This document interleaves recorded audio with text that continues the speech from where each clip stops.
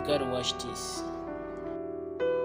Pope Francis and the history of electing new popes. Pope Francis has died after 12 years on the papal throne. Let's take a look at the remarkable life of the first South American pontiff in history, the 1,995-year history of the second oldest monarchy in the world, the ceremonies surrounding the deaths, elections, and accessions of popes, and what will be happening behind the walls of the Vatican over the coming days and weeks. Jorge Mario Bergoglio was born on December 17, 1936, in Buenos Aires, Argentina. His grandparents immigrated from northern Italy to escape the fascist regime of Benito Mussolini. Jorge was the eldest of 5 children, born to accountant Mario Jose Bergoglio and homemaker Regina Maria Sivori. They were raised in the lower middle-class neighborhood of Flores and were no strangers to poverty. Jorge studied chemistry at secondary school while working as a bouncer and janitor. During his youth, Argentina was in the midst of political turmoil. Populist leader Juan Perón was re-elected in 1952. His beloved wife, Eva, died just after the inauguration. Perón was opposed by the church, military, and U.S. government, who staged a violent coup to remove him.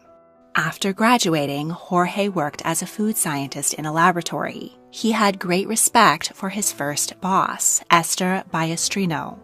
The young scientist was studying to become a doctor. His parents encouraged this path to success, but Jorge did not feel it was right for him.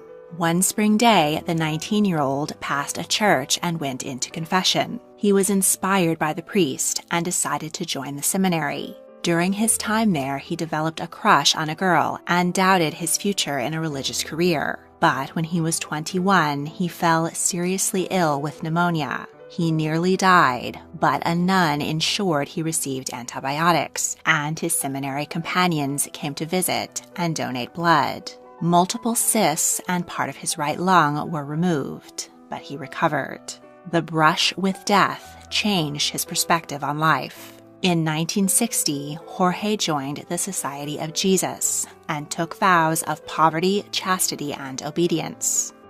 The Society of Jesus, aka the Jesuit Order, was founded in 1540 by Spanish nobleman Ignatius Loyola with the blessing of Pope Paul III.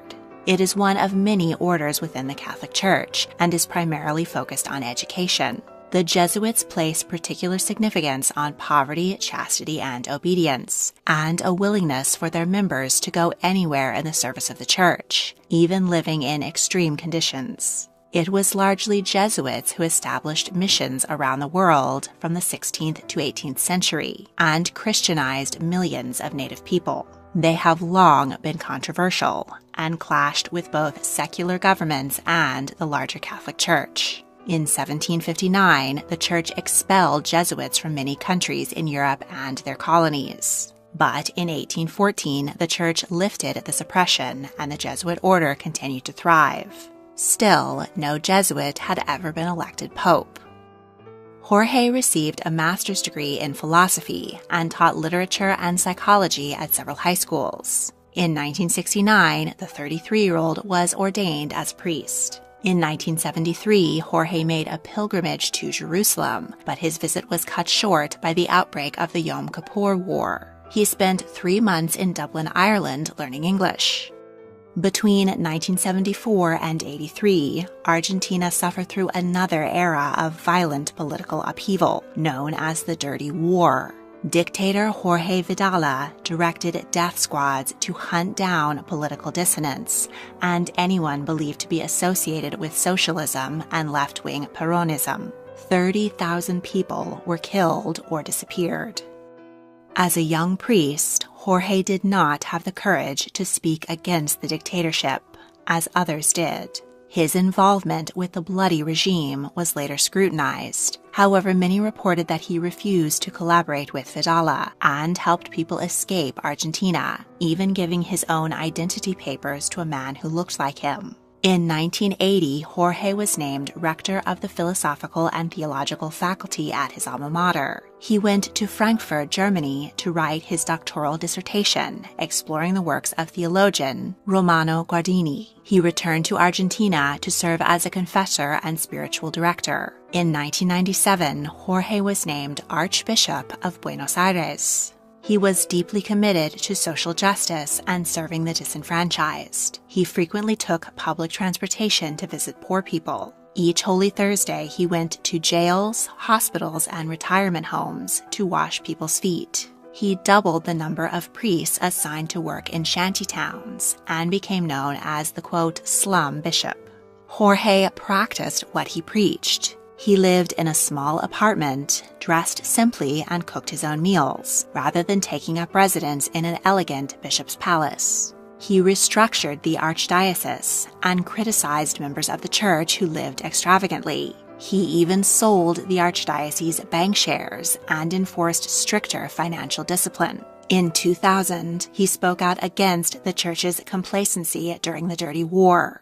Later, as president of the Argentine Episcopal Conference, he issued an apology for the church's failure to protect people. After that, the archbishop was much more outspoken about Argentinian politics and often opposed leaders. In 2001, Pope John Paul II named Jorge a cardinal. In 2005, Pope John Paul II died. Jorge attended his funeral and was considered one of the papabili, or likely cardinals to be elected as the next pope. He participated in the secret conclave of cardinals, and it was later reported that he was the runner-up, but made an emotional plea asking his colleagues to vote for Cardinal Joseph Ratzinger instead, in order to bring the conclave to a fast conclusion. Ratzinger was elected Pope Benedict XVI. He reigned for nearly 8 years and focused on returning the church to traditional values. He opposed same-sex marriage and condom use in areas of high HIV transmission. In 2013, Benedict made the shocking decision to step down because his advanced age was hindering his work. He was the first pope to resign since Gregory XII in 1415. Every pope since has died in office. The College of Cardinals met for a conclave, and after 2 days and 5 ballots, 76-year-old Cardinal Jorge Mario Bergoglio's accession was announced. He was the first Jesuit ever elected pope, the first from the Americas, and the first non-European pope since Gregory III of Syria in 741. He was the first pope in history to take the name Francis, after Saint Francis of Assisi, a 13th century friar who led a life of poverty as an itinerant preacher. Francis's appearance on the balcony of St. Peter's Basilica signaled a change in the papacy. Rather than donning a red, ermine-trimmed mozzetta and a gold cross as previous popes had done, he came out in a simple white cassock and the iron cross he had worn as archbishop. As Bishop of Rome, he immediately set out to reform the Vatican. He canceled millions of euros in bonuses traditionally paid to employees and cardinals on the board of the Vatican Bank. He gave the money to charity instead. Francis chose not to live in the luxurious papal apartments of the Apostolic Palace. Instead, he took up residence at a Vatican guest house. On his first Holy Thursday, he went to a detention center in Rome and washed the feet of 12 juvenile offenders. 2 were Muslim and 2 were female. His first Easter homily was a plea for world peace.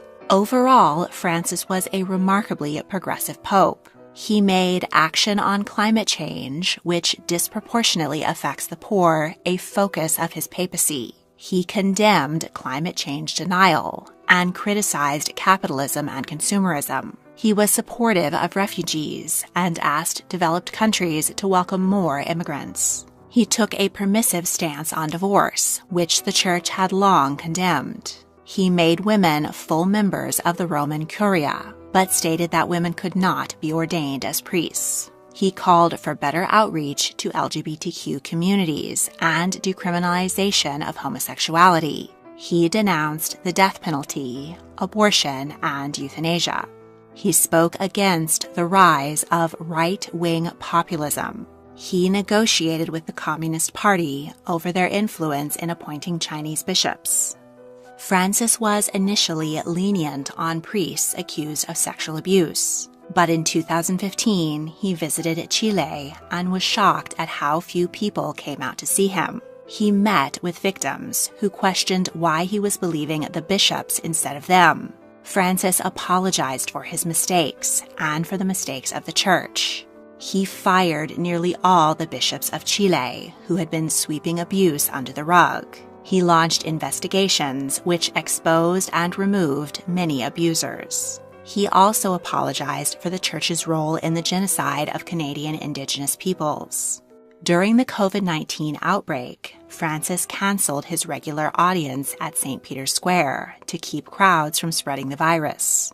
He called for Putin to stop attacking Ukraine and for Israel and Palestine to come to a two-state solution for peace. Francis has called several synods, or councils of bishops and laypeople, to debate church doctrine, including synods on the family, on youth, and on the church in the Amazon region. He convened the Synod on Synodality. For the first time in history, 10% of the voting attendees were women.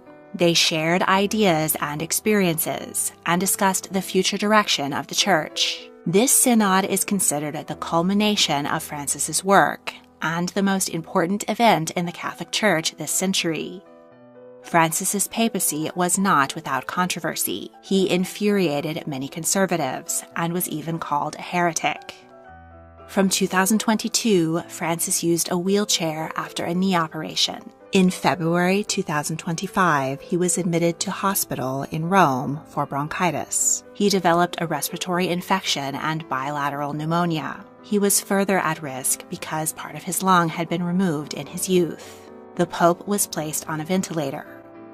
He recovered from the ordeal, and after over a month in hospital, he blessed the crowd below his window and was released to his home, Domus Sancti Martha, where he was expected to recuperate for at least 2 months while maintaining a reduced work schedule. On April 20th, Easter Sunday, he blessed the crowd from the balcony and rode through St. Peter's Square. He also met U.S. Vice President J.D. Vance. Pope Francis died the following morning, April 21st, 2025, at 7:35 a.m. at his residence. He was 88. Now that the papal throne is vacant,